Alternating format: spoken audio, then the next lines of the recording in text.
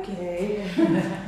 Right, so we're talking about what we want in the posture and technique for the very beginners before we think about the order in which we're going to teach pre-twinkle steps. Thinking about the feet, the most important thing, like we said at the beginning, is to have balance and flexibility, and comfort. Yeah, if you're balanced and you're flexible, it's highly unlikely you're uncomfortable. So whether you put your left foot forward a little bit and have this sort of off the centre and then that, or whether you are straight and have it here, is, I think, up to us individually to decide. But I just want to confirm, it's only, if you do put left foot forward, it's the heel will be in line with the middle of your right foot. So it's literally, like, depending on how big your feet are, 5 centimetres is really not, is not extreme.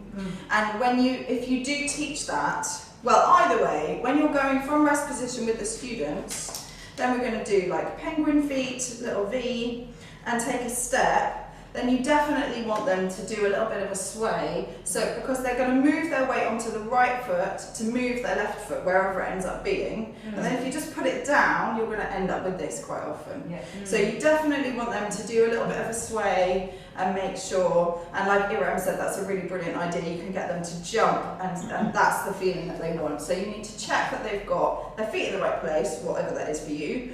The heels are going to be a hip width apart, that's settled, and that you've got soft knees, and many of them will lock. And I think it's really important when we're with the very beginners, if you make every single detail perfect, they're never going to get to lightly row, because they'll quit because it's just too much. Like, therefore, that you have to find again a balance between getting through and teaching them how to play the violin and making sure that they're comfortable doing things right, mastering each step. It's a balance, you know, so just be mindful of that.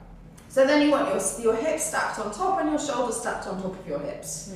We're trying to avoid this, you know, certainly not like standing at the bus stop, all of that stuff. And then what are we doing in the very first lessons? We're separating the violin and the bow. So you are not going to teach your new students how to do everything at once. So probably they'll learn their feet positions completely away from the instrument. The instrument's in the case, they've never even got it out yet. Let's learn rest position, penguin feet, playing position, and then you can play all the games of like playing position, playing position, playing position, penguin feet, rest position, penguin feet, rest position, penguin feet, rest position, penguin feet, rest position, rest position, caught you. Those kind, you know, all of those like silly things, and yeah, you can draw around their feet on the mat if you want. I wouldn't recommend that you draw the penguin feet, you just draw the rest position and the playing position. So that's the feet. Nice soft knees, hips stacked, shoulders stacked, and then if we're thinking about the violin, so you are trying to keep them broad across the front. So we have Mr. Snappy the crocodile. Do crocodiles swim or fly?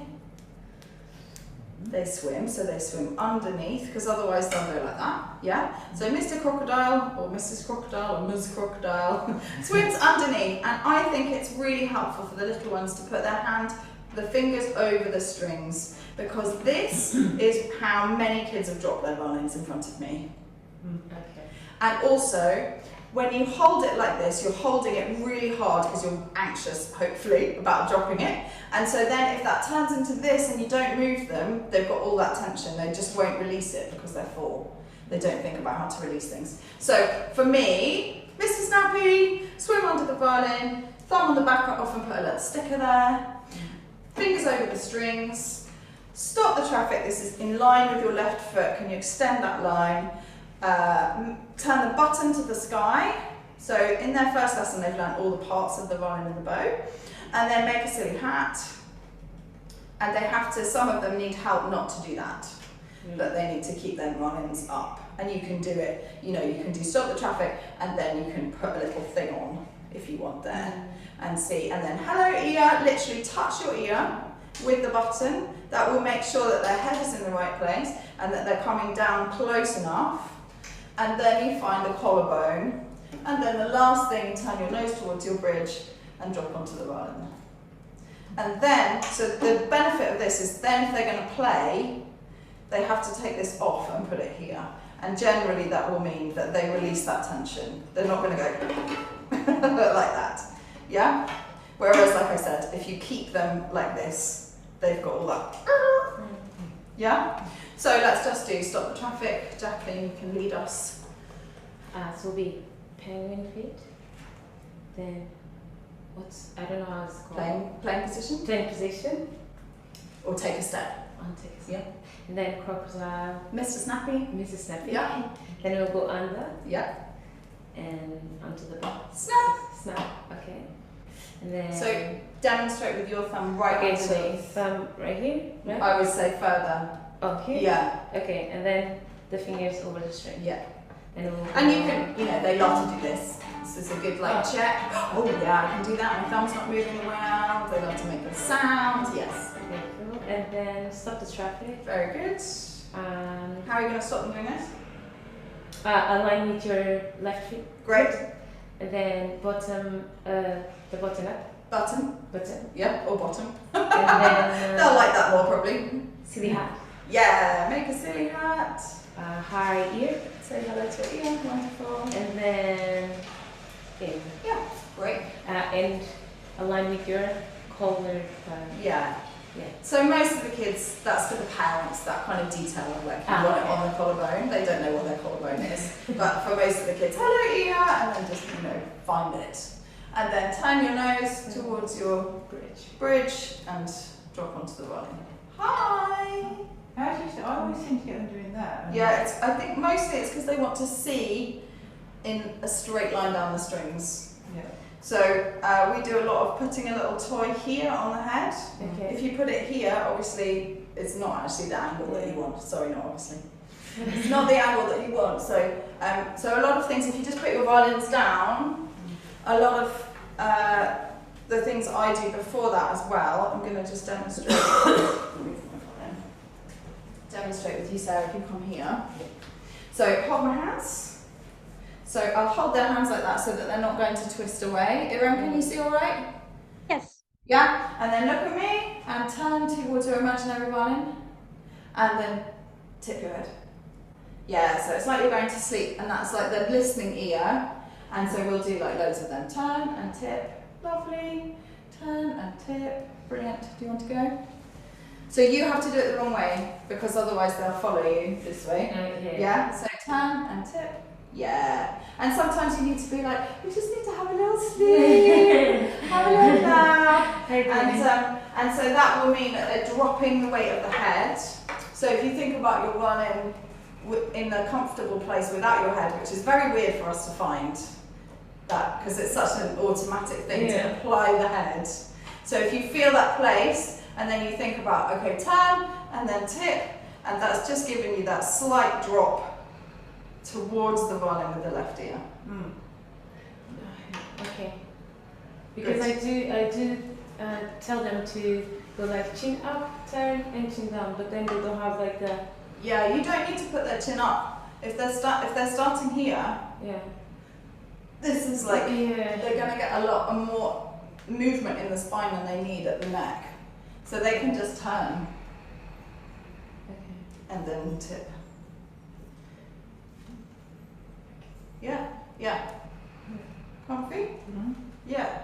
So what we're looking for here is a stable violin. For most children, the back of probably they're using a sponge at this age, or the shoulder rest is in line with any kind of seam they have on their shoulders. And then that will mean that the violin is pretty much in line with the left foot. Yeah. Whether the left foot is forward or not, it's still going to be that the toes and the violin are pointing the same way. And for some kind of parents who are like very science orientated, it can be helpful to kind of say, right, if you think about you're going to make a right angle with your arms, like give someone a hug, your spine is pointing in the middle, 45 degrees, and your arms are making a right angle. And that's like your violin is in line with the left arm. Yeah? And then the bow is madness. Okay, any questions about the violin position setup? Blah, blah, blah. No? Okay, so I'm going to give you handouts with all the pre-twinkle steps, so you don't need to like worry about writing them all down in very big detail. But let's just do it one more time. So Sarah, can you take us through it? Right, feet together, So what's this called? rest position. Excellent. And penguin. Good. Um, And just make sure it's not too big. right. Again, for the parents that want something, it's less than a right angle. Like a Right. right angle is too much on the knees. And Yeah, then, perfect. A V. A V is good. V, yeah. And then V for separate- bone. Yeah, very good. Just like on the bow, we make a V. Then, well, I'd say left foot slightly forward. Yeah, or just plain position. Yeah. Playing position. Yeah. Okay. Then snap. And then have a little snap. sway, Oh, just to yeah, make sway, sure you're yeah. not like stuck on the right foot. Yeah. Yeah. Good. Sway. Then Mr. Snappy. Excellent. Underneath the thumb on back. Yeah. Stick your fingers over sleeve. Have a little clap. Yeah. Very good. And then stop the traffic over the road that your foot is pointing to. Yeah. Lovely. And then button to the sky or bottom to the sky. Yeah. Wear a silly hat. Yeah. Make a silly hat. Make a silly hat. Doesn't matter really, but yeah. Slide down hello here. Yeah. Onto your shoulder. Yeah. And then turn nose to the bridge. Yeah. And tip. Lovely. And then wave. And then palm up. And then we'll find where this is going to go. And you can do, you know, silly games like, can you touch your scroll? Can you pluck your G? Can you touch your adjuster? You will see lots of teachers, especially from North America, teaching all of what we've just done and then this. Oh yeah.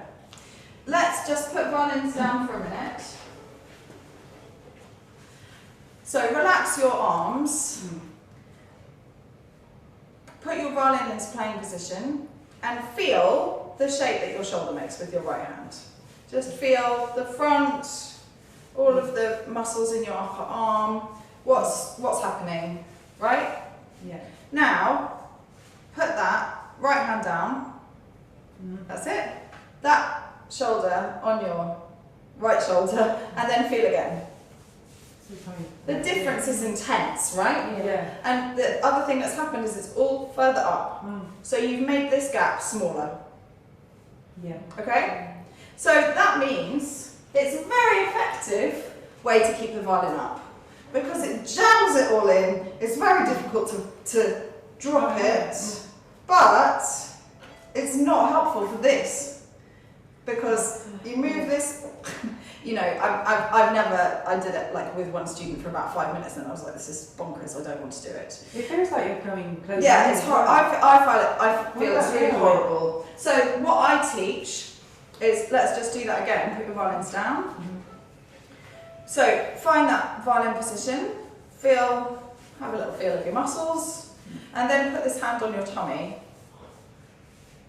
Your violin hand, sorry, this hand, unhelpful. Violin hand on your tummy, Okay. and then feel again. And yeah. Very similar, right? Yeah. Yeah, do you agree? Yeah. Argue with me if you don't. So So- behind to stretch that because No, the violin will. Well, you can to stretch the muscles, yeah, but not with a violin there, Oh, because your violin will fall. yeah. I suppose so. If you do that, because it's a rotation forwards of your muscles, of your shoulder joint. Yeah. Yeah, you don't want the kids to do No, that. no. Also, when they first start doing all this stuff, they feel it if it's going. Yeah. Lots of them will grab it. So if you've tucked it somewhere, like in a pocket, like, you know, all of those Yeah. kind of options, like pocket's actually quite good, but this I think is the best. Yeah. And then last time we're going to do this, just remind yourself of the ideal feeling. Yeah. Violin up, violin down, violin up, violin down. And now you can keep a hold of it, put your violin hand all the way down to your thigh. Again, a very big difference, right? Because this angle here has gone all the way down. Yeah. And if we think about it really rationally, yes, let me just strip for you. If you think about this, that angle is pretty much the same, right? Yeah. The angle of the upper arm is similar. So all you've done is rotate it. Oh, yeah. Whereas if you think about this, as we've discussed, you're changing everything. And if you think about this, you're also changing this angle in relation to your spine, and you're rotating 180 degrees. Yeah. So if you think about what ways can we have which keep it as similar as possible, Yeah. this is a halfway, you know, like, I think this is the closest, but obviously putting it on the, no, not obviously, putting it on the shoulder is the nearest thing to playing position. That's why it's helpful to do it. So why do we want to even think about doing this? Getting used to doing things different. Yeah, getting used to doing different things. Why is I it, didn't hear the question. why is it helpful for them to take this hand away from their violin at all? Why don't we just put it straight there?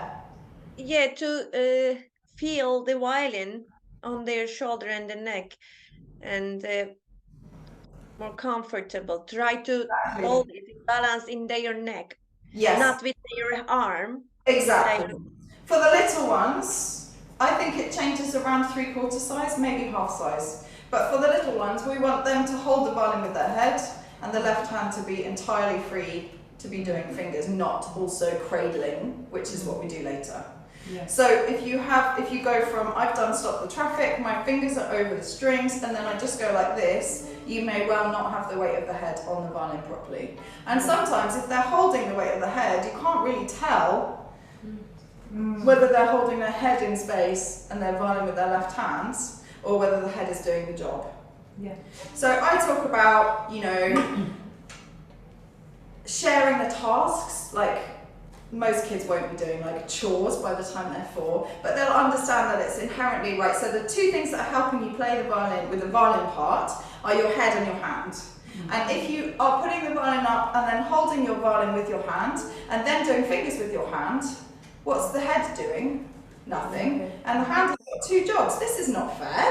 Yeah. So what we want to do is share the jobs, make sure that the head is helping to hold the violin and the hand is doing the fingers, and it's fair. Is that? I never played without the shoulder rest, but that would be something good to explain, right? To make, if we have, I don't know, any parent that says, I see many violinists without shoulder rest, and then explaining this do you think it would make Yeah, there are 3 main reasons for using a shoulder rest. Can we come up with one each? It will be the even distribution of the weight on your. I mean, it will not just be this going up, you know, to secure the violin. Yeah, so it's not about the weight, but it is about this going up. What does a shoulder rest do? Takes the tension away. This. It can, but if you have no tension and you have no shoulder rest, what's the problem? It will. It's too low. Yeah. So one of the jobs of the shoulder rest is to make it higher. Another job is Fill in the gap. that's the same as making it higher. Yeah. So you want to make this gap less. Yeah. Yeah.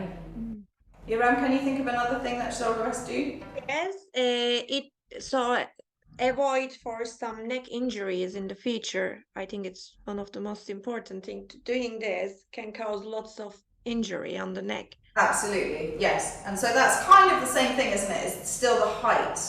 So the same thing, exactly, it stops it slipping. That's why lots of people use a chamois if they don't have a shoulder rest. They will at least, because the slip, I mean, it's so slidey, especially if you're not on skin, especially if you're on material, it's so slidey. So that's going to add more tension in the left hand because that's what's going to stop it sliding this way. So you're raising the violin up, you're stopping it slipping, and also you're changing the angle. If this is against your skin, the E string is too low, you're going to poke yourself in the stomach on the E string. So you want to counteract your body, which is high at the back and low at the front, by having the violin shoulder rest move the violin angle by being low at the back and high at the front. And that's why the sponges are fat at the front. And you can teach your students when they put those sponges on, thin side, chin side. The thin side of the shoulder rest needs to be on the chin rest side. Yeah? So those are the main things, to make it higher, to make it not slip, more stable, and to change the angle. Can I ask you something? Of course. You said the thin side on the chin side, right? Yeah. I always do the other way around. Are you talking about the distance here? No, I mean this is thin side. This is Yeah, big so side, that's right? that's a shoulder rest Yes. design. What we're My I'm thin just going to side get a is sponge. I'm just going to get a sponge. Don't worry. yeah, I know the sponge. My son has the sponge. I thought you are talking about the shoulder rest. Sorry. I didn't realize it was sponge. Yeah, I know. Here it is. So this is a very old sponge. So you were talking about the sponge, right? Yeah, Yeah, yeah. yeah. I know.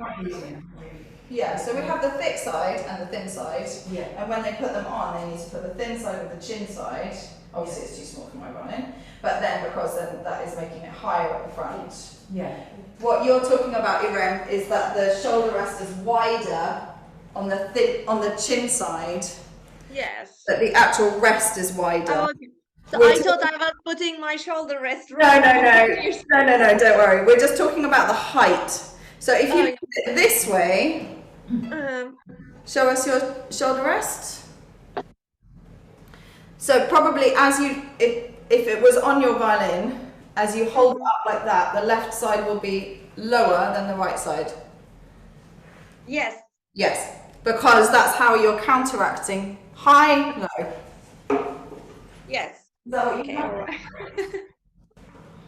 But I learned how to hold violin and what you explained. I started doing that to my students last week because I saw what you did with Sarah's, and I was like, oh. Yeah, yeah. And lots of chin rests, sorry, lots of shoulder rests that are in the kids' cases, they just get moved by accident. So you just have to have a look at them and make sure, and often in group the children will have put their shoulder rest on, or even the parents will have put their sponges on the wrong way around.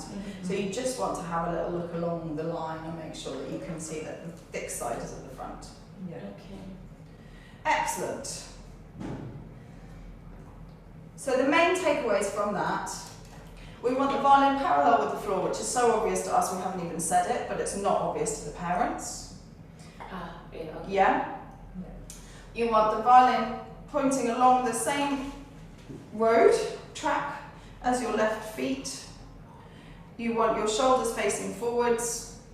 You want your shoulders, your hips and your feet stacked on top of each other, hopefully without locked knees or any of this. And when you come from the top of your head down, you're touching the ear with the button so that they don't go like off track. And then turn and tip. So the left ear is the one listening better to the violin. And they will, I do lots of games with like googly eye rings and or like something multicoloured to help them actually just get used to looking here and here, because this is a very weird way to look at something. You will see lots of them doing this because they want it to be straight, and then especially when they start to do the bowing, if you say, is your bow straight, they'll start to go like that, and we're going to talk about that another time. The fingers, it tends to be okay, because it's just a bit further away. But given that we're not starting with fingers, we're starting with open E, and you want them to watch the bow, it's definitely something to practice. Like, and you can also get them to do this if they have a balance point dot or sticker, which I hope they will. You know, watch that sticker, can you watch the sticker, can you find your good head position again? Those kind of things, you know. What did you say about the googly eye rings? We're going at it.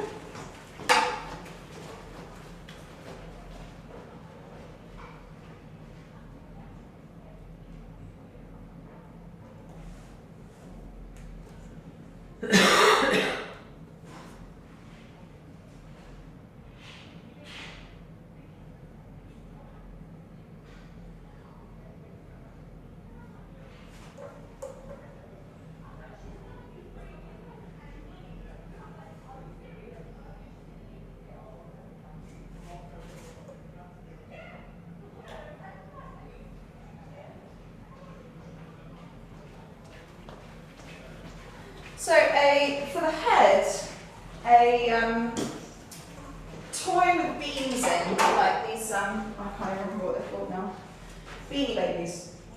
Something that has got some sort of weight to it, like those just fluffy, light things will not sit on their heads properly. But something like this, especially with the paws, so that you can kind of spread it. Once you've got, will you show me your beautiful head position when you're running. So think about your left ear listening a bit better. And this is something I think you can think about demonstrating to your students anyway, because sometimes it comes the other way. So then you want to put it slightly to the left, so that they. If you start imagining that you're playing and tipping your head the wrong way, you'll feel it start to go before it goes. Nice catch, and then you can just fix it. So let's just turn you around for your room. So you want to do so you found your perfect violin position. Just look at me with your head. Take it off. Yeah, and then you're going to turn and tip. Lovely. And then we're going to put this here, and what will happen is as the kids play, if they feel it start to fall, they'll correct. And sometimes it will still fall, but sometimes it won't. Yeah. Very nice. Comfy? Great. Suits you having a ocelot on your head. So the googly eye rings. So I sell these practice packs. I've got to get the things I sell organised because it's not organised at the moment. I just put them together when people want them. But there's loads of things for practice help that make it more fun at home, and I use them in my lessons. And so like a googly eye ring like that can just help bring their attention to whatever you want them to look at. So it just looks like that.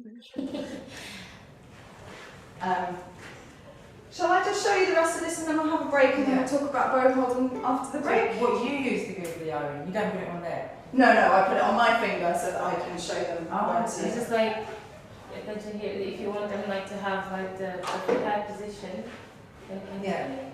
Yeah.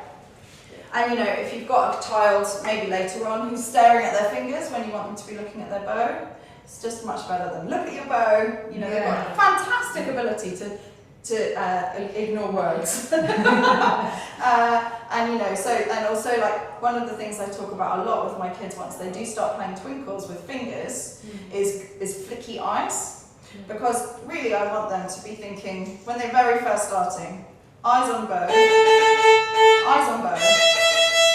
eyes on fingers to make sure it's on the tape, eyes on the bow, eyes on the fingers, try the bow without your eyes. But then, once you've got your 3 on the tape, or maybe at this point they're doing 1, 2, 3, obviously they're looking at the fingers for that, back to the bow. You don't need to look at your fingers to take off a finger.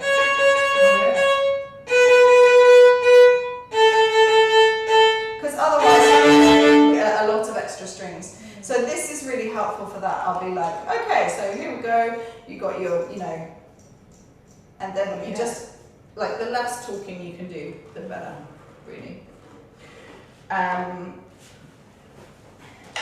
This is hilarious, obviously much later. When you start to do 4th fingers, you'll realise that a lot of your students, unless you're very diligent, have started keeping their 4th finger under here. And this is just a really funny way to help them. They're from Tiger, like, I don't know, £5 for 3 or something. Yeah.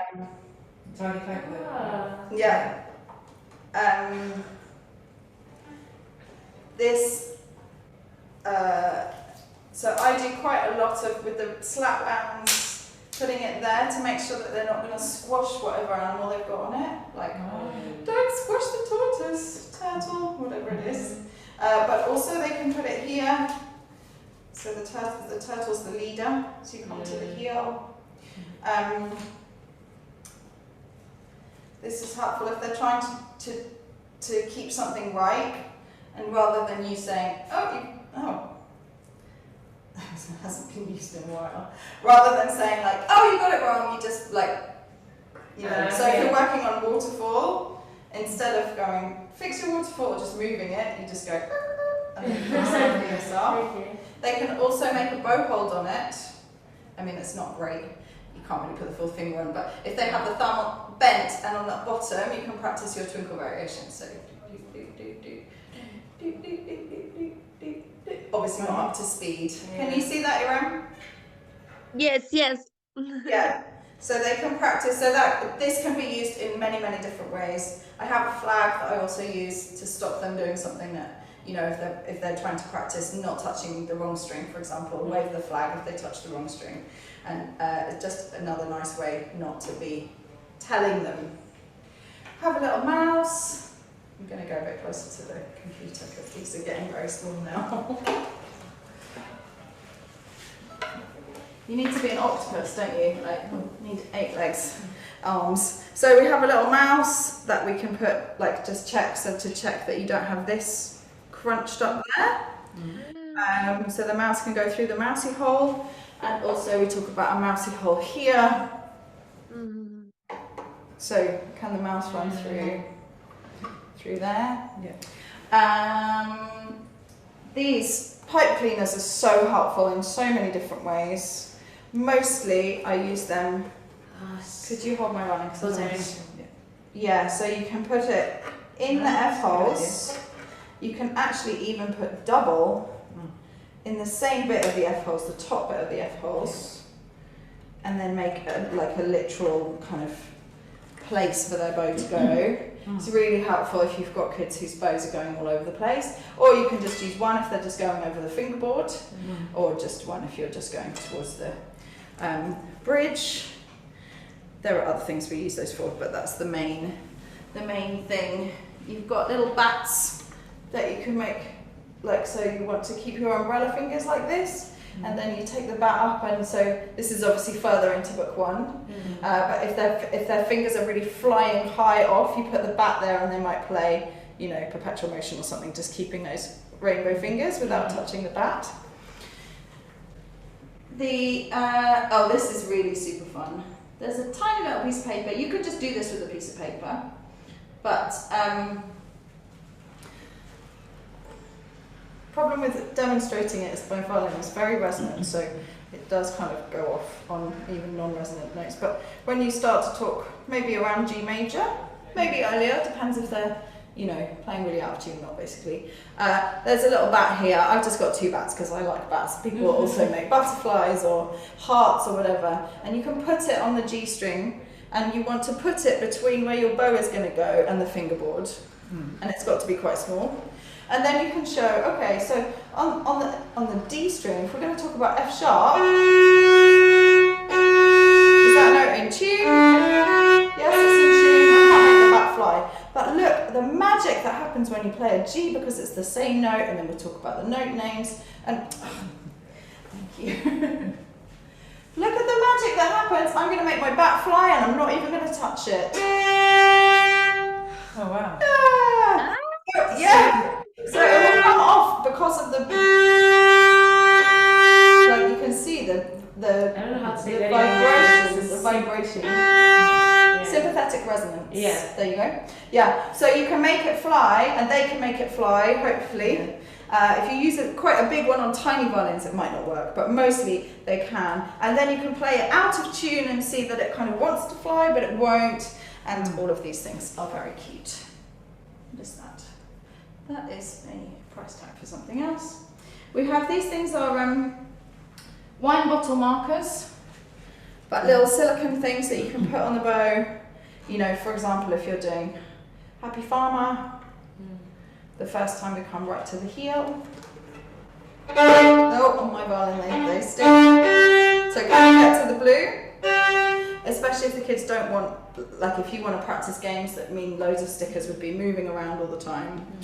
And then pom-poms you can use for loads of things again, but like for example, can you keep the pom-pom there? You know, if they've just unstopped the traffic, they've got their violin hand on their tummy, can you keep the pom-pom there? Because if you do this, it will fall off. Yeah. You know, when they're playing, you can put it in the peg box. You can also put it there, but you can put it there.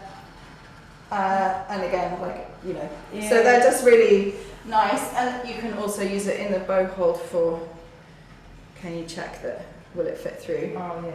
And for the waterfall. Do you, because I've always wondered, I tried to, not well, some of my people, they kind of they've got a big hole there. And I started trying to get them to get it right up at the neck, and then I wonder if that's too restrictive. Just tell them they can't have a mouse hole there. I mean, I Or- think it does depend on the child.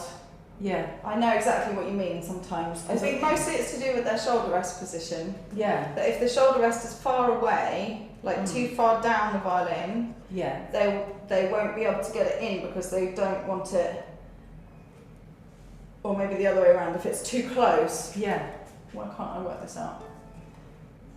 If they feel like it's falling off this way, they'll take it out. yeah. So yeah, I guess if it's too, that means it's too close, doesn't it? So you want to move it a little bit further away so it's still in that comfy spot Yeah, and the Sure. violin's further in. yeah, But it can also be that this is uncomfortable, like sometimes they have metal things. yeah. Sometimes it genuinely is uncomfortable, and other times they look at it and they think, oh, that looks horrible, and then they kind of keep away from it. Like it's just really helpful to take pictures quite often. Like I've had kids say to me, this bit's really hurting, and then I take a picture and I'm like, look, it's literally not touching you. Oh. Like, it's not digging in, it just feels weird. But you know, quite often I would put like bits of chamois, or, I mean, I just try and get all my students to get these because they're so brilliant in terms of they don't have that like sharp edge, but quite often this kind of edge for a child would be really uncomfortable. Well, the one that does it most has got a central one of those, which I know you said maybe not central, but she's fine with that, but she still is like this. Yeah. So I don't know what it is, but I think with her I should say about the mouse hole, just to get her. Yeah. Or maybe just take a pom-pom and see if you can she keep it there. Yeah, Of that's a course. good idea. Yeah. Go down her top. Yeah. Okay. Do that. Right, okay, excellent. Let's have a break. 10 minutes, and then we'll do bow holds. Okay, see you in 10 minutes. Okay, see you in a Okay, minute. bye. Okay, so a couple of bits of admin before we start. I am going to be in the prison on the 5th of December doing gigs and stuff. Don't panic. So we can either move the 5th of December to the 12th of December and just not have the 5th, or we can do it on the 4th and finish on the 4th. Which would be better for you? Were we supposed to be finishing on the The 5th. So that's the last week, is it? Yeah, of this term, yeah. Right. Fourth is suits to me. Sorry? I prefer fourth. Yeah, December. I do too. Yeah. My child is going to be 15 that day. Oh my god. That was the worst age for my child.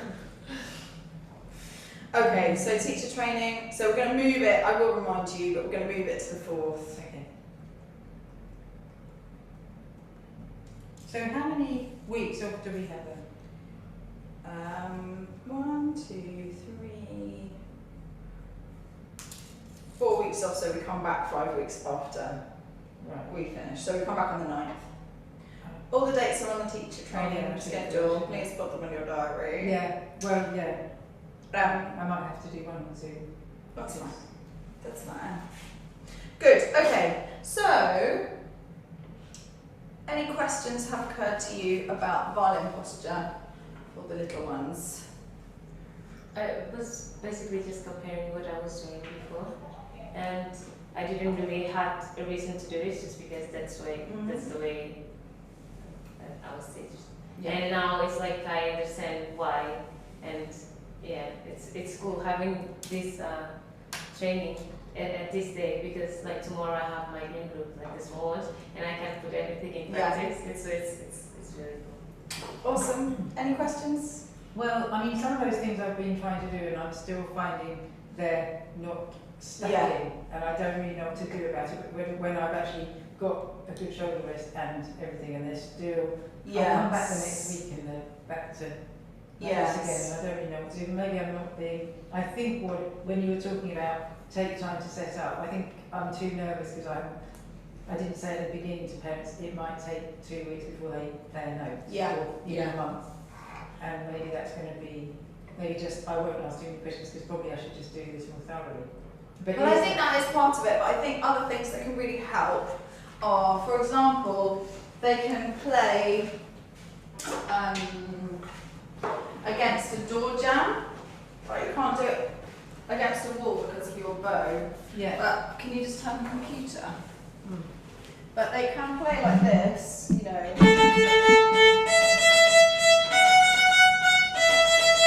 You don't want them actually to be like totally upright, because that's not actually how you want your spine to be. So if you just move the feet out a tiny bit and you want the head off, you want the top of the shoulder area on, so they can practice playing like that.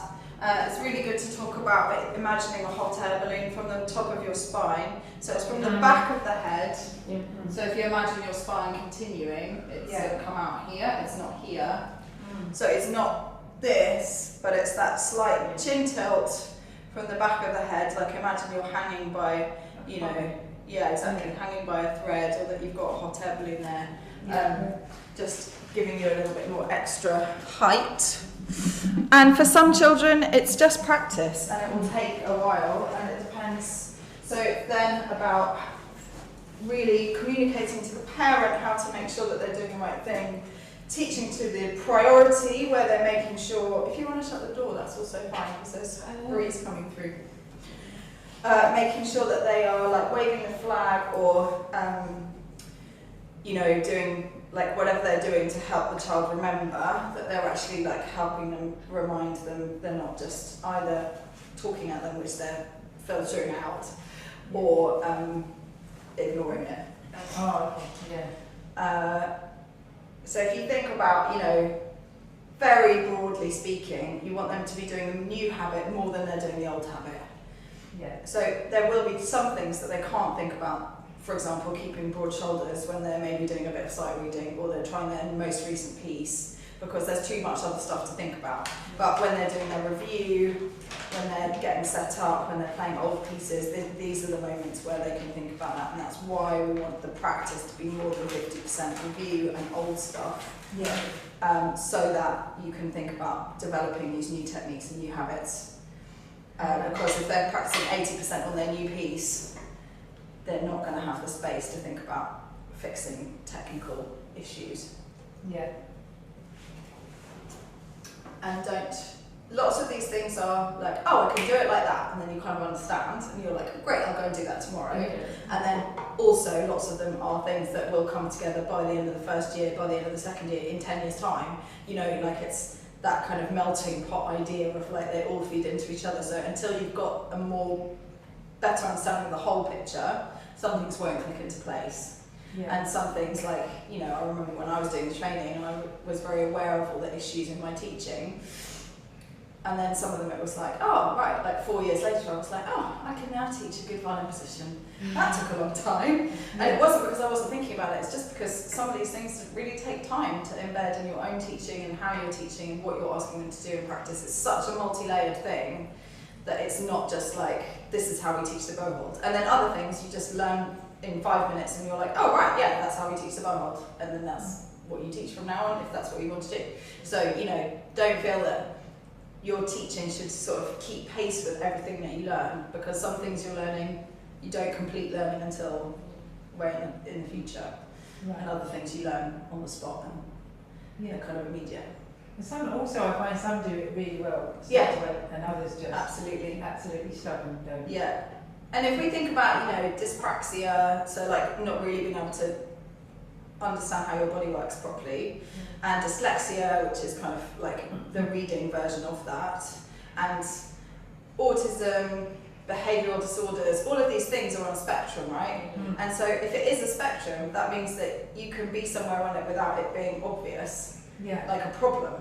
And so if you're, for example, if you're a child who's just very comfortable in their body and naturally has broad shoulders and likes to sit up straight and take up space, it's going to be easier for you to learn that this is how you put the violin up and keep it there. Whereas if you're a child who's like quite antsy and, you know, anxious and very high energy and wants to run around, maybe on the beginning of the spectrum towards ADHD, but nowhere near like actually on it, just like one of those kids, you know, then it's going to take a lot more time and effort and energy and care to get them doing that, and that's completely fine. Like, you know, you're going to teach these kids to like maybe 14 years. You have time.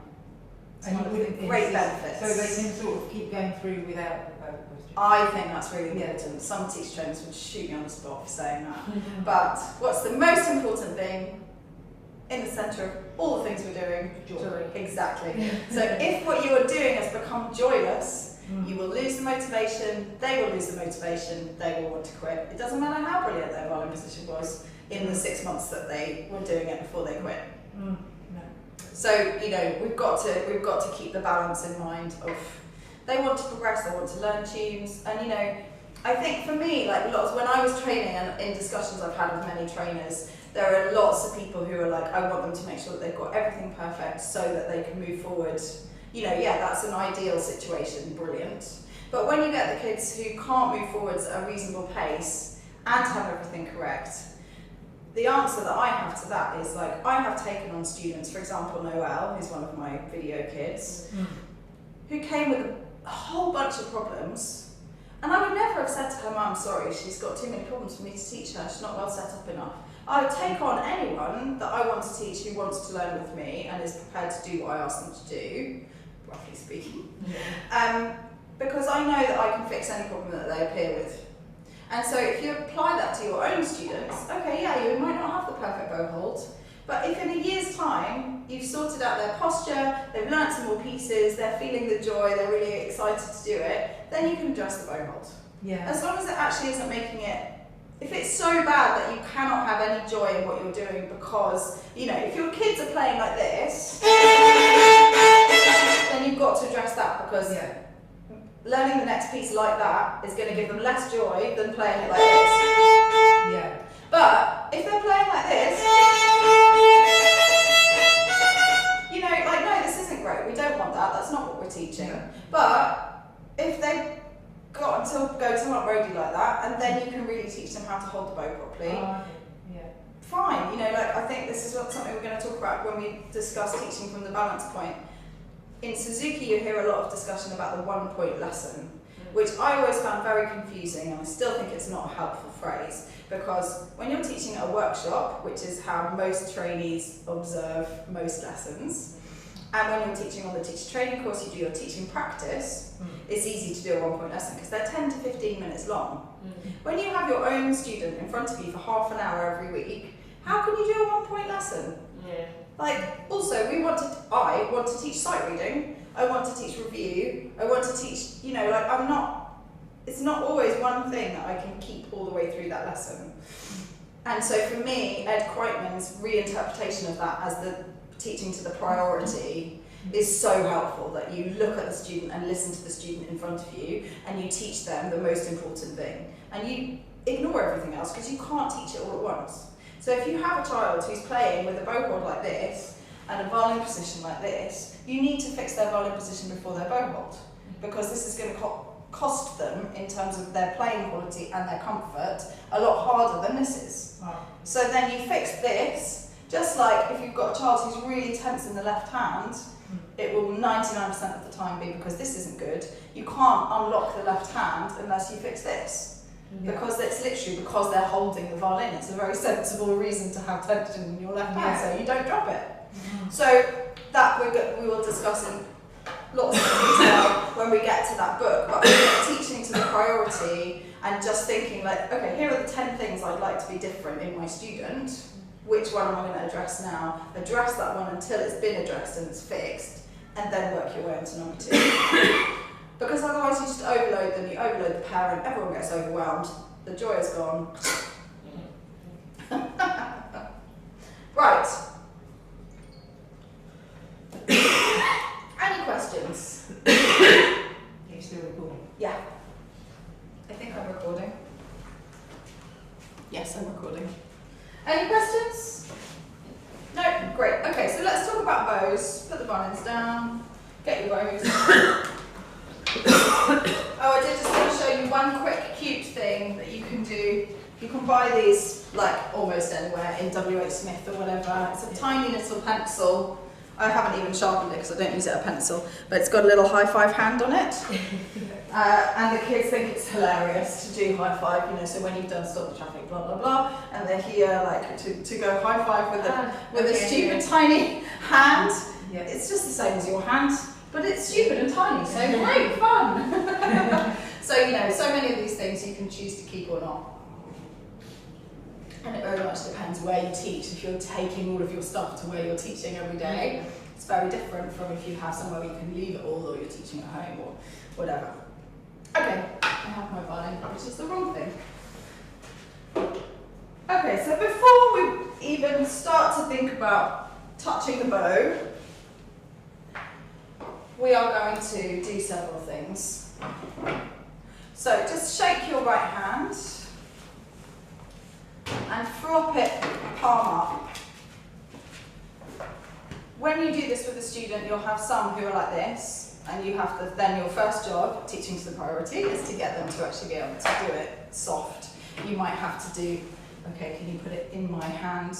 You might have to do, can you put it on the table? Can you waggle it around and then leave it? You know, you might have to build up gradually, and then other children, like we were saying before, will just be able to do it. But if you look at this, generally, they will have a bent thumb, curved fingers, and the thumb won't be out here, it'll be somewhere around, you know, 1 and 2. Yeah? Yeah. So this is basically what they're looking for. You're trying to recreate a natural hand position as much as possible in a bow hand. Yeah. Okay, we teach the bigger bow hand first with the thumb on the outside. This is what I call a bow stub, and we have some of them for our bow beginners and little siblings. They're really helpful to just go, yes, of course you can play with the bow. There you go, it's virtually indestructible. And the bows that can't be reheard, we just turn into this, and then this is just done with a hacksaw and a little bit of sandpaper so that it's not sharp.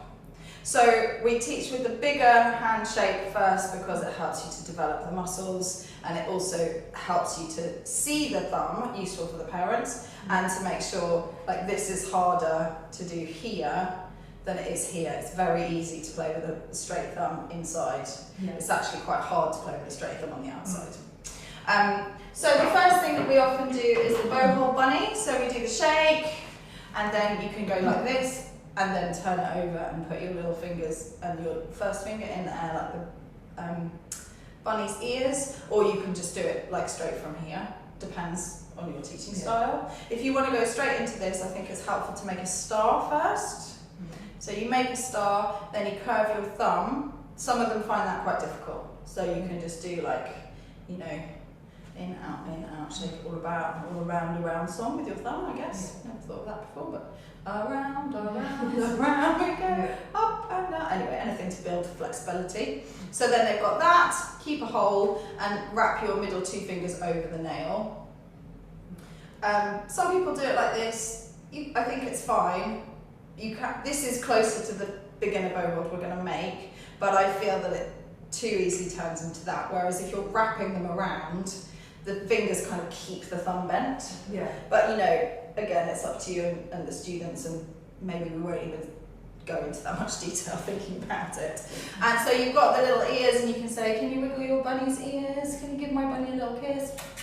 You can wiggle its nose, etc. And I think I said this the other day, but some teachers teach don't do the fox, but they get very excited about doing the fox, so I just don't even mention the fox. Yeah. We just do bow hold bunny, and then we open the bunny's mouth. So if you take your bow,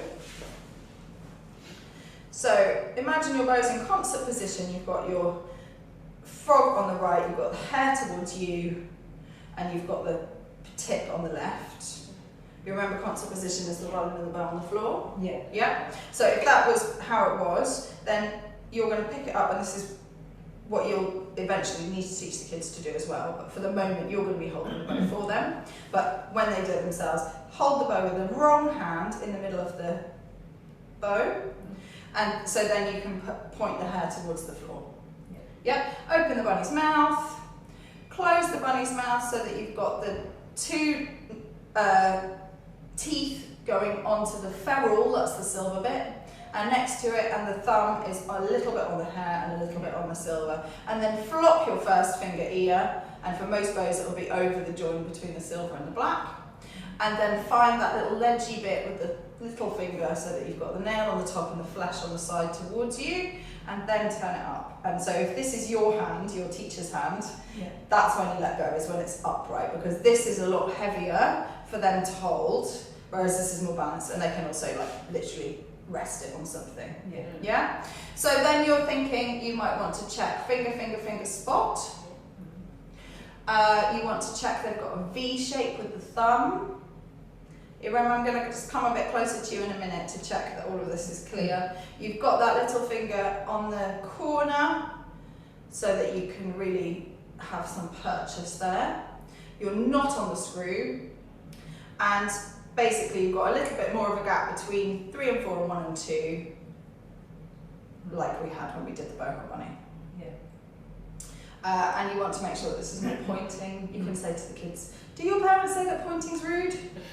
Let's not point. And that everything is curved and, you know, relatively relaxed. Sometimes you'll get this. The thing to do with that is to think about the little finger being more like a Malteser shape inside, or a 50p coin, and that brings the hand around so that it's more in a right angle. So this is slightly bigger than a right angle here. You don't want your first finger curled around so you make an L shape there. It's obtuse. So the top of your hand is going down. Does that make sense? Yeah? Great. So have a little shake. I'm going to talk it through next to the camera. And beautiful. What about if I have this one student that his pinky is like giant, like his finger is they are very long, and like for this it's not like I can't even do it, but it's not that the finger is not round. Is this shape? Yeah. Yeah, okay, we're going to talk about that in a minute. Let's just practice going through all of that. So hold your bow in the wrong hand and shake out your hands. You can make your boho bunny by going like this and then turn it the right way around, or you can just go straight into this, but make sure you're covering the nail with your middle fingers. And then you're going to make sure the hair is pointing towards the floor. Open your bunny's mouth and close it so the second finger feels the silver bit, and then your thumb, you're going to look for that little ledge where the thumb meets where the hair meets the silver bit, the ferrule. Flop your first finger on, and then carefully find the flesh of the little finger on your side and the nail on the top, and then keep holding as the teacher until the bow's upright, and then you can let go. And they should have a little hole here. You can do the thing with a little mouse or with a pom-pom to check. And what I was saying before is if you've got this, the change to make is curling the little finger without taking it off, and that will do everything for you, rather than talking about unhooking the first finger. Focus on this. So the reason I said I'll talk about it in a minute, if you have weak fingers, you often get this. It's because of a lack of muscle tension or tone in the finger. So if you've got a student who can't keep their little finger curved, what I recommend is getting one of those tennis balls that's made of foam and set them like, okay, 3 times a day, can you just do 20 squishes, and think about the little finger being really involved in that. Yeah. Because you want more than just playing the violin. We don't want the bow hand to be used to develop muscle tone, because muscle tone comes from tension. So if you're thinking, oh well that's fine, they'll just learn from doing the violin, then it's going to be, they're going to end up like to try and keep it there. Yeah. And also, I don't think you can build muscle tone without moving a muscle. I'm not a physiotherapist, I'm not entirely sure, but I'm pretty sure this is what builds the muscle tone. Yeah. The thing that they like now, like the pop thing. The pop thing, yeah, with the little finger, that would probably be really helpful. Yeah, yeah. I actually think phones and thumbs is probably useful for violin students. As long as they don't do it so much they get RSI. One of my students' fingers locking Yes. like that, and she cannot fix it at all. It's just locking like this. Locking straight. Yes, she holds really good, and then it's like, and then they all looking. It's like Yeah.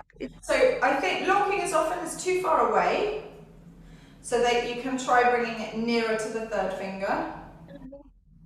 I actually just bought online a load of things that I thought I might just try out. They're like they're like holders for pencils for little kids. So let's experiment.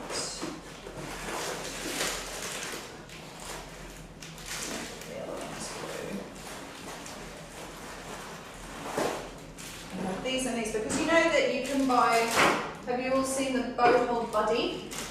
Yeah. I've seen them, I've seen them. Massive and very expensive piece of silicone, and I really don't like them. I think I've said this before, but I'll say it again. I think that you can delay the problem of the little finger. That's fine. Sometimes it's great to delay because then you can do other things. Yeah. But the point is you've got to realise it's a delay, not a fix. I just kind of bought this thinking and wonder if there's anything that might be useful for the little finger that you can have a look. Sorry, Erin. Oh wow, it's nice and silk, isn't it? And I also bought these for the same reason. I haven't had, this is the first time I've had a chance to have a look and see if they might help, but you know, you can put them on in so many different ways that I just kind of wondered if... How you put this one? Well, you'd have to take your frog off. Don't feel that you have to do it, I just thought you might want to have a look at them. But this one is just Oh, like this, or do you need to take it? I don't know, I was just kind of wondering about it. So, like, with this one might be useful to have that. Can I see it from close? Yes. So this is like very detailed, has loads of holes in it. Oh. But I wonder if we put it on like that so that the little finger has to touch the top bit of the kind of horseshoe. But then because they've also got these holes, but I don't think the holes are going to be very useful. Maybe if you want to try it, just try on a pencil. oh, actually I'm going to try it on either both. Okay, if you want to, that's fine. If you'd rather have a pencil. I think that's pretty So what, we put it through the middle hole? Well, that's what I thought. We could just experiment and Yeah. see if any of it is helpful. Repurposing, that's what it's called, isn't it? Yeah.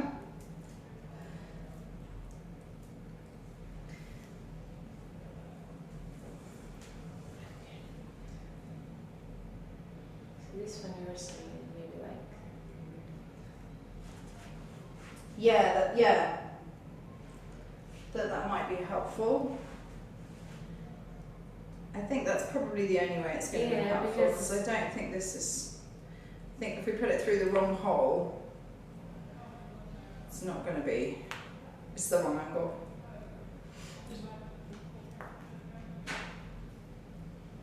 But I think that could be quite good, the horseshoe bit. but like how could be this is the only way you can actually use it, right? Because I can't get it on the bow, like, because I can't move it up enough. But Yeah, so the thing to do, if you do want to put them on, is either spray a bit of hairspray or put some Vaseline. Which is probably another reason that we don't want to do it on a bow that's expensive, yeah. just to test it out. But just trying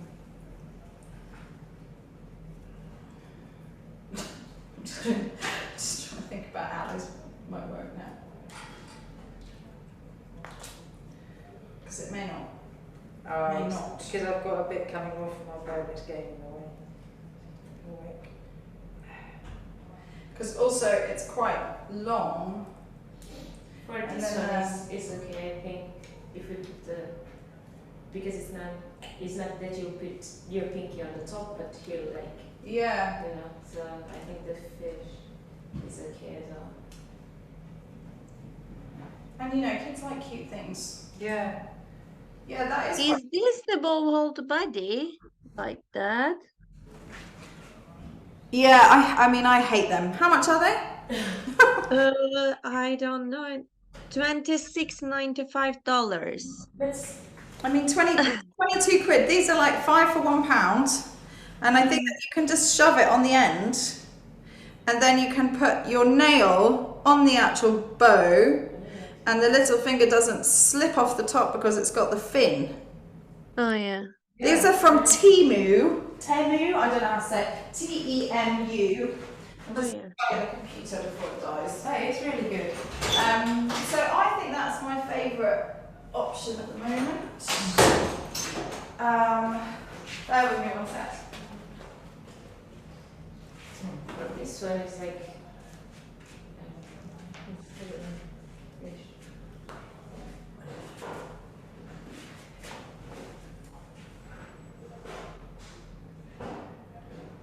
The little fish works really well as well. Yeah, the little. I like that one. But this one, well, I don't. Anything to just ground it really.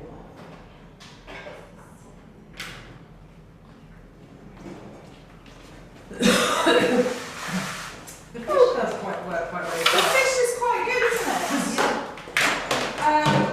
And it's You know, lighter. back in the day when I was a child, we used to use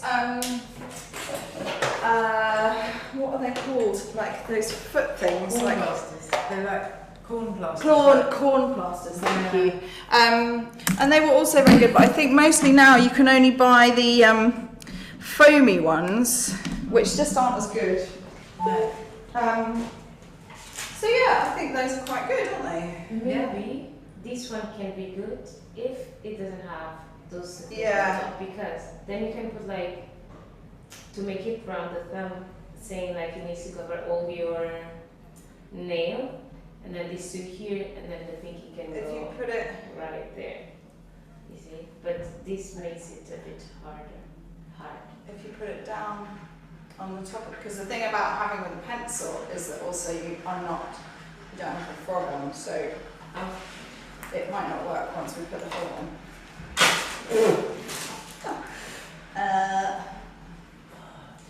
It's deeply exciting for people watching. Sorry, everyone.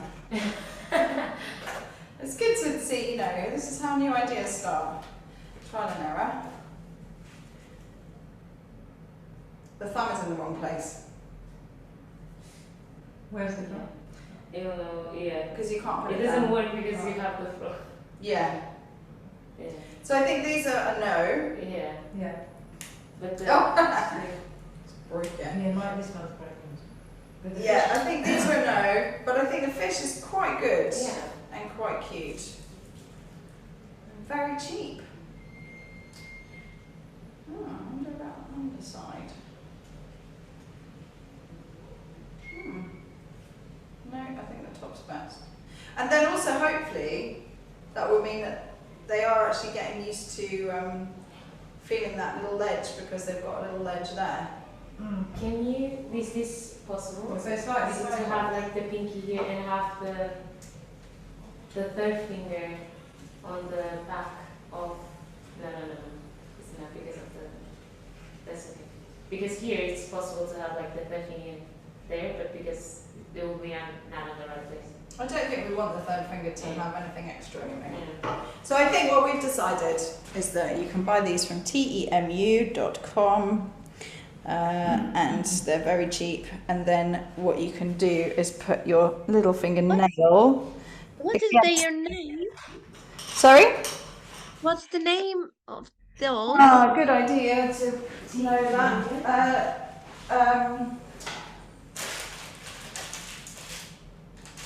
I think they're called pencil holders, pencil grips.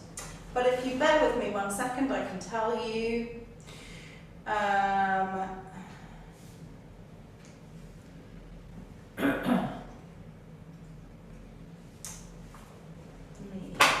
I've got 44 messages. Just said yes to notifications. It's not what I meant to do. Go away. It's quite annoying, I have to say. The site is quite annoying, but there we go. Right, these things are called.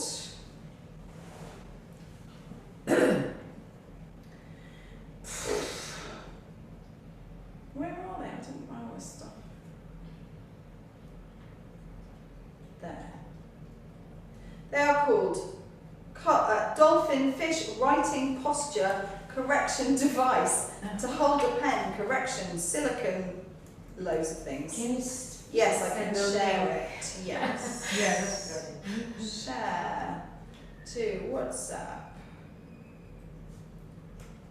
But for anyone who's watching who isn't in our WhatsApp group, if you go to temu.com, temu.com, and then just look up pencil grip at Dolphin, I think it will come up.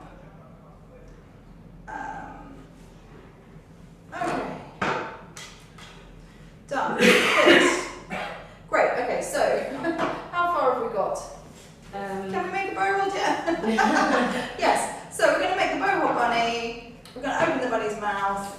You're going to put the bow in, check all the fingers, turn it upright and then let go. That is with you helping them. Yeah. Then you want to teach the parent how to do exactly the same thing with them in the lesson.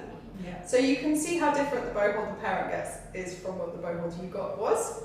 And help them with that. And then I think when they are, so they're still doing bow hold and violin separately. When they start to make their own bow holds, I think it's really helpful to go through the steps from concert position. So take your violin hand, pick up the bow by the stick in the middle. Yeah. Check you've got the hair down towards the floor. Then make your bow hold bunny. Blah, blah, blah, blah, blah, blah, blah. Turn it all the way up with both hands, then let go with the wrong hand. And you have a beautiful bow hand. Then, so that's basically how my kids do it. Quite often I've seen students doing,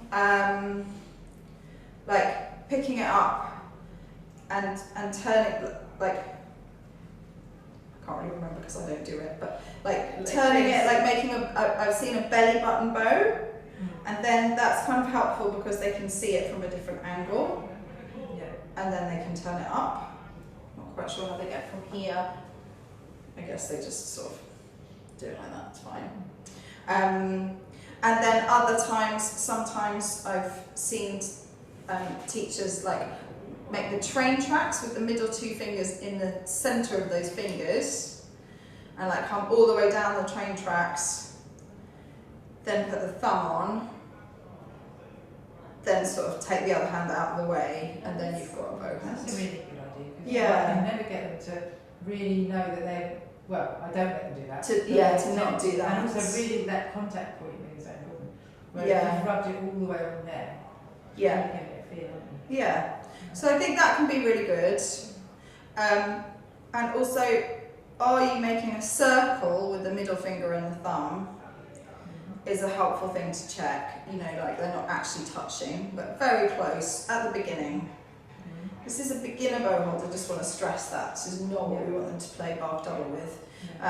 But you know, so check the V shape, check the mousy hole, check that they're like touching the treasure. I talk about with the second finger quite a lot, touching the treasure, and that everything's curly. Right in the centre, half on the hair and half on the ferrule. You don't want it here, it's too easy to just lose purchase. Yeah. And you know, I show them mine, it's got plenty of dirt right here. We don't use this bit to play, don't worry about it. Some parents will be like, oh, they're not allowed to touch the hair. You know, it's fine. And then you can do all those games we were talking about last week, around, up like a rocket, wheels on the bus, etc. Okay, the last thing we're going to do before lunch today is talk about then when you put them together. Yeah. So if we're thinking about in very broad brush strokes the first few weeks of lessons,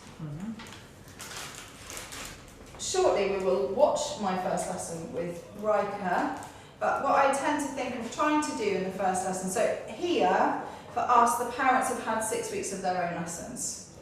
Part of what we do in the 6 weeks is teaching them to tune the violin, just using a tuner. We're not doing their inner ear, we just turn the right way, make sure the violin's got 4 adjusters on it so that the child's playing on an in-tune violin. But they basically learn how to play their twinkles in that half a term, just so they understand the mechanics of the instrument and also so they understand how difficult it is. So you've got more compassion for their child struggling with it when they are. Do the children watch them learn? Yes, mostly. They don't have to. They do have to watch the group lesson during that time. Yeah. So they're doing their observations. Doesn't have to be the parents' lesson. Often it is, and often, you know, the kids are super keen. Often the teachers will teach them a bit of something, but it's essentially the parents' lesson. They don't have a kid's violin until after that. So they've had the experience of trying all these things themselves, which doesn't necessarily mean that they can teach it to the kids, but will hopefully help. And we are smattering loads of little bits of parent education in during that time as well. Maybe some handouts or just talking about positivity, joy, listening, practicing, trying to build a routine, all of those things. So in your first lesson with the child, what do you think you might do? Iram? First lesson with the child, what should I do? Yeah. You said. Yeah, the standing position we are teaching. Great. One more thing? Talk with them about something, I don't know. I might miss something. Talk with them about something. So, I mean, obviously you're like making friends with the child, but in terms of technical things, I think rest position, like you said, exactly. Yes. And then how to get into playing position feet. So they're the feet positions. We also, at the beginning of book 1, there is that whole page of picture, which is the violin and the bow and the different parts that they're called. So generally I'll sit on the floor with my new student and I'll say, okay, today we're going to do the feet positions, we'll mark up their mat, and then we'll just learn the different parts of the violin. And I'll say to them that their practice for that week is to see if they can learn the parts. And then the next week they'll get a little tiny sticker on each thing that they can know the name of without any help, and that's their first set of credits. Right. So straight away you're building an anticipation of getting credits, of learning fast, even though they're learning a very small thing at the beginning. Sometimes I will teach them the bow hold bunny, but nothing on the instrument, not even rest position, probably. Yeah. Depends how old they are, depends, how attentive they are. Sometimes the parents would have taught them some of the things, like, oh, they can do rest position, okay, great. Like, I would never tell a parent off for teaching them something. If they're like, oh yes, I've taught, whoever it is to do Twinkle Twinkle Little Star with fingers, might be a bit like, you've missed out some parent education there about what the expectations are supposed to be. But generally, if they want to learn something extra at home, brilliant, great. So, second lesson, we will learn concert position. They'll do their bits and get their stickers. Concert, yeah. So the position that they'll sit in when they're at a concert, about to play, or waiting to play. This is my own invention, you won't hear it anywhere else, and if you do, it's mine. But I just find it really helpful to have something that, when you've got like a million Suzuki kids in a big groups concert and everyone's yelling at them to sit down and they don't know what to do with their violins, it's just like really helpful to have a position. Yeah. Get into concert position. So then, if they've learnt their feet, they've learnt the parts of their violin but they haven't touched it yet, we are then going to think about how to get into playing into rest position, which actually has quite a lot of steps, doesn't it? Okay. Have you ever done the peanut butter or seen the experiment of writing the steps to make a peanut butter and jam sandwich? I'll try and send the link. It's hilarious. Like, if you literally write down everything you need to do, a number of assumptions. Maybe we'll just watch it. Yes, I think we'll just watch it. Anyway, we'll talk about this and then we'll watch it and then we have lunch. The number of assumptions that you make about how to do things is huge. So we're in concert position, you need to check for your wood sandwich. Yeah. Yummy. And then you want your children to make sure that they're not in rest position feet, otherwise they will fall into the violin. Oh, okay. Right, so just like stand normally. What we're going to do is with the right hand, just grab the frog, and with the left hand go underneath the neck. You can't see this online.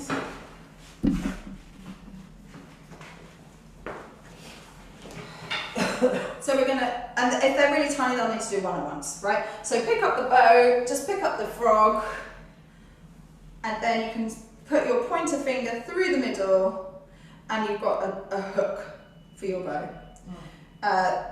they can either just have a hook, that's fine, or they can make it into like a clip with the screw pointing up and the thumb, and then you have the hair pointing forwards, which is great because later on when they make a bow hold, all they have to do is flip it around. Whereas if you've got the hair pointing towards you, then they also have to rotate it. Yeah. So these kind of things, like that, you don't want them ever to realise that they've learnt that level of detail. Exactly. So you pick up the frog, you put your first finger through, and then you let it hang and you have a hook. Then you get your... Yeah, I can't see your hands. Ah, yes. There we go. That's great. Thank you. And then so Mr. Snappy is going to swim underneath the neck and pick it up like that. Then you're going to put your bow in the air and you're going to feed your violin underneath, and you want your arm behind the bridge so that you can see the bridge. And then you can put your feet into rest position, sorry. Right? So whether we do this separately and they pick up the bow and then they go down to pick up the violin again, or they do it all in one, depends on the child and how easy they find that. But eventually they'll get to the stage where they can just pick it up and get into rest position. And then there's a lovely little song, which is a scale. It's a call and response song. So it goes, can you touch your bridge? I can touch my bridge. Can you tap the back? I can tap the back. Can you touch your scroll? I can touch my scroll. Can you tap, I've done it in the wrong order. Can you tap the top? Can you tap the top? Can you strum your strings? Can you strum your strings? I can strum my strings. Yeah? You can, Jackie, you can. Then we are in rest position. Okay, let's do it one more time. I'll try and do it right. Can you touch your bridge? Can I touch my bridge? Can you touch your scroll? I can touch my scroll. Yeah, so we do bridge, scroll. Can you tap the back? I can tap the back. Can you tap the top? I can tap the top. Yeah, so they will have learned that this is the top the week before. Obviously, I didn't. Don't worry. Can you strum your strings? I don't really care whether they do it like this or this, it doesn't matter. It's just to make sure that they're not blocking the strings. Then, all together, then we are in rest position. Yeah, and then they're ready for a bow. And that just means if they do it like this, it doesn't work. If they do it like this, it doesn't work. All of those wrong rest positions that you will see, they will fix because they can't sing the song, rather than you telling them to fix. Okay. Yeah? Bridge, scroll, back, Top, strum. Scroll, back. I mean, it doesn't really matter what you do it in, but yes, that's what I tend to teach. There was one more song, but I don't remember about for rest position. I don't remember it now. Yeah, there's a Twinkle version, isn't there? That's, Yes, this one. Rest position. Rest position. Feet in line. And then, oh, it's Farajaka. yeah, or is it? Yeah, I think it was like, I don't remember. I don't remember. I'm just making You it can up. find it and then you can teach it to us. Okay, so then from here, this is the last little bit that we'll do. When we are going to be, so maybe like 4 or 5, no. So we're going to talk about the pre-twinkle points in order, but you want them to get how to get into rest position without a violin and bow, how to get into rest position with a violin and bow and take the bow, how to make a bow hold away from the violin, how to put the violin up away from the bow. What do you teach first, bow hold or? It depends, and I don't think it matters. Okay. How do you mean do rest position without the violin? Just rest position feet.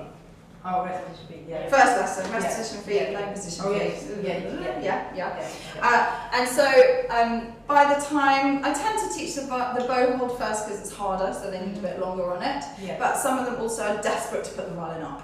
Mm. And you know, it always makes me really sad when I hear teachers say, it's terrible, they're just scraping away on the E string. And I think, yeah, they want to play. So Yeah. if they're like, for my students, what I say to the parents and them is, once you've done everything that I've asked you to do in your practice really well, you can do whatever you like. Yeah. I don't care if you're going like, great, you know, like, it could be all wrong. Yeah. If it's building enthusiasm, great. Yeah. They're not going to do that for long enough that they're going to undo the work that they've done in their proper practice. Mm. And if they are doing 2 hours of mucking about on the violin, they're probably really in love with the violin. They're really going to do a good job in the long term, so just don't worry about it. I just think, the cellists are really keen. They take the bow away for like the first half term. I just think, those poor kids, they're so desperate to play, and they could just pluck. Yeah.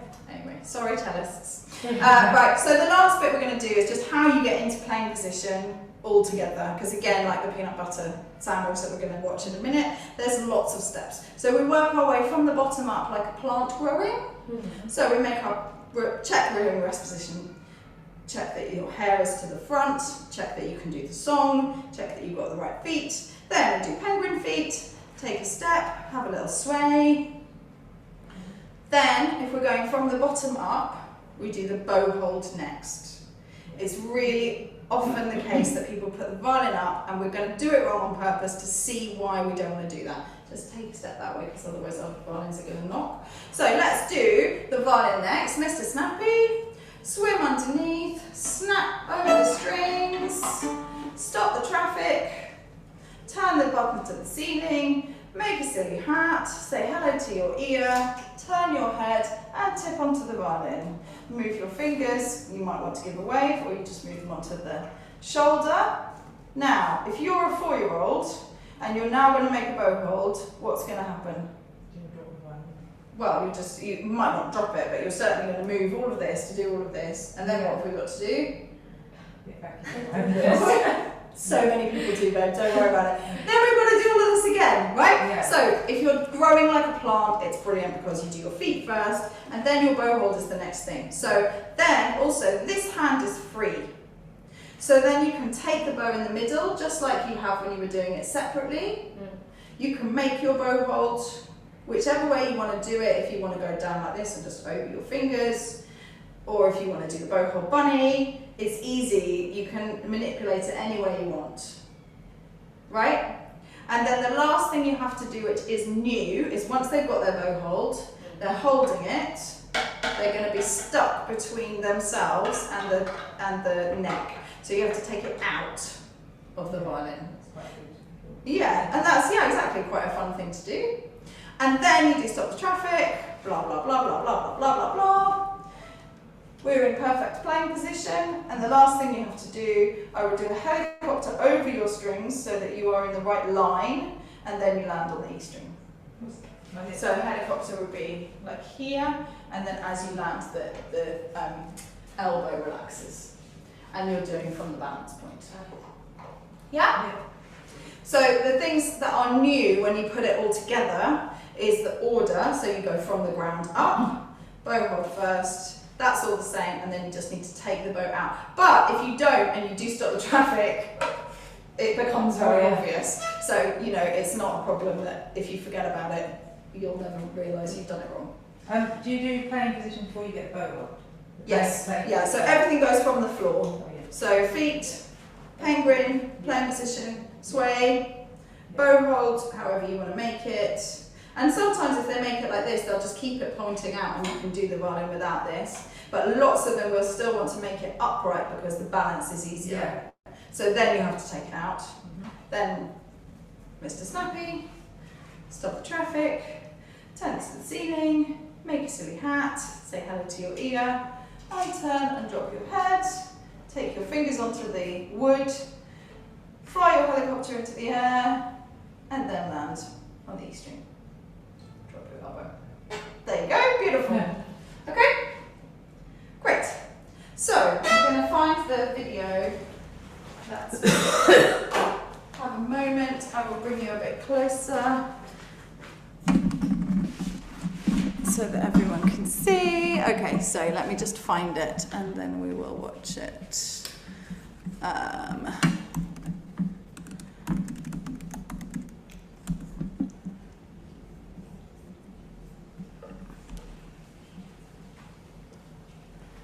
How long is this? 5 minutes and 29 seconds. Great.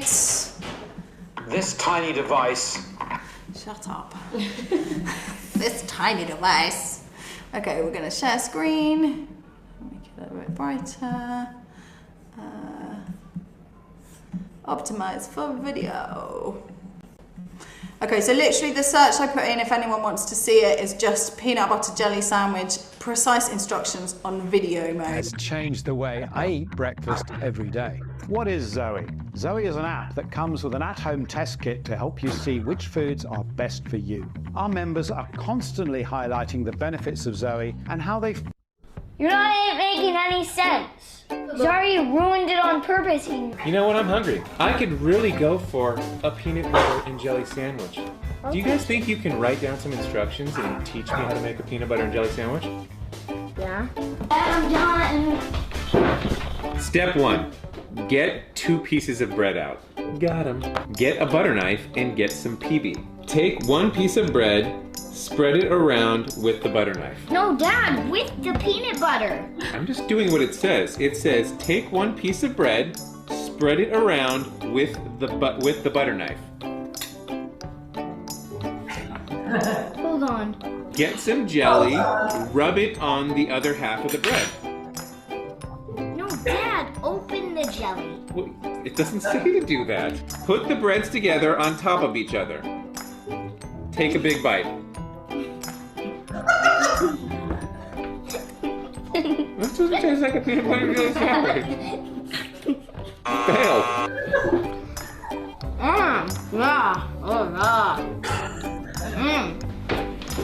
Sorry, I had to make it extremely specific. Oh, good. I'm starving. Take 2 pieces of white bread out of the bag. Take the lid off the jar of peanut butter.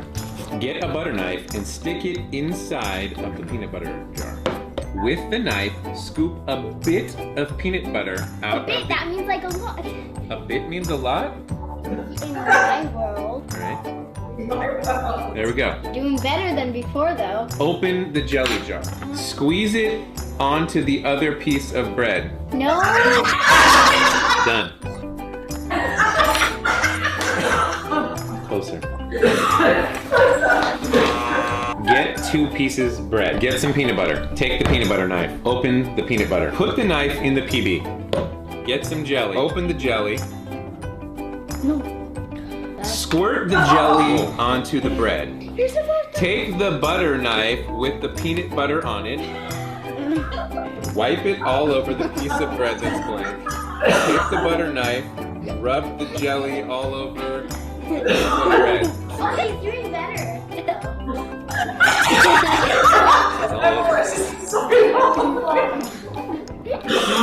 Put the 2 pieces on top of each other. This is how I meant. Take 2 pieces of white bread out of the bag. Take the lid off the jar of peanut butter. Get a butter knife and stick it inside of the peanut butter jar. With the knife, scoop some of the peanut butter out of the inside of the jar. Spread your scoop of peanut butter onto 1 of your pieces of bread with a knife. No. Squeeze some jelly onto the other piece of bread. Spread the jelly on the bread with the butter knife.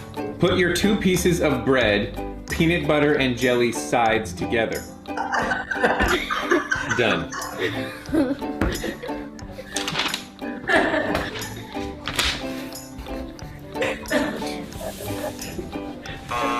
Get 2 pieces of bread. Get some peanut butter. Get some jelly. Open the peanut butter. Get a butter knife. Put the butter knife in the peanut butter.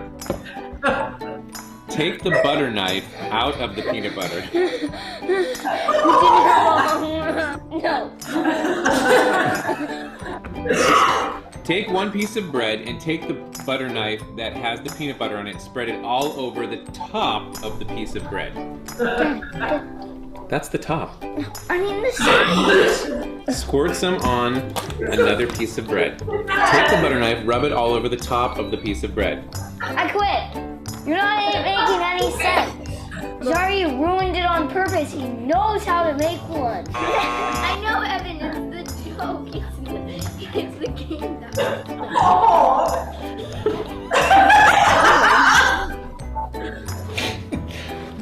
Do you know how to eat a piece of bread?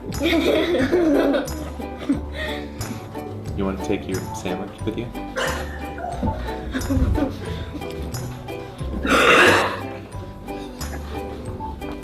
I edited a bit. Take 2 pieces of white bread, take the lid off the jar of peanut butter. Get a butter knife and stick it inside the peanut butter jar. With the knife, scoop some of the peanut butter out of the inside of the jar. Spread your scoop of peanut butter onto the face of one of your pieces of bread with the knife. Squeeze some jelly onto the other piece of bread. Spread the jelly on the bread with the butter knife. Put your 2 pieces of bread, peanut butter and jelly sides together. Done. Now eat it. Not the best, Yeah, you made it. but I think qualifies. That's a win. Woohoo! So cute. Stop. Yeah. So the point is that just like the little girl who was practicing her cello, without her cello, it is possible for people to understand a very different version of what you are thinking that you are telling them. Yeah. So if we're really going to be excellent teachers, we have to be really precise until we're sure. If you're really precise every single time you teach something, with every single detail like this, you will learn a millimetre an hour. But you have to make sure the things that are really important we have been clear about. And the best way to check that the parents understood correctly is to get them to do it in front of you. Yeah. So learn how to get from, concert position into playing position. Right, you've done it with me, now can you do it with Daddy? In front of you, and then you can help them. And videos are so useful. Like my parents probably take an average of 5 or 6 videos each practice, each lesson. Yeah. Each lesson. And that's also, there are loads of stuff online that will help, but really, really, really helpful. Is that why you stop yourself from saying obviously? Because sometimes you need something. That is exactly why I'm trying to stop it, yes. Because it's not obvious. Yeah. Yeah. Okay. Good. Yeah, great. Nice. Okay, excellent. We'll come back at 2, have an extra 5 minutes lunch break. Thank you. So 2, Ramya. Yes, too, but I need to leave 2:15, if that's all right. Yes, that's fine. What are we doing? We are doing Teaching points? I don't know. Or I can push it maybe to 2:30. Great. Let's just have a look at I can't remember what we're supposed to be doing now that we've mucked things around. Week 4. Private lessons.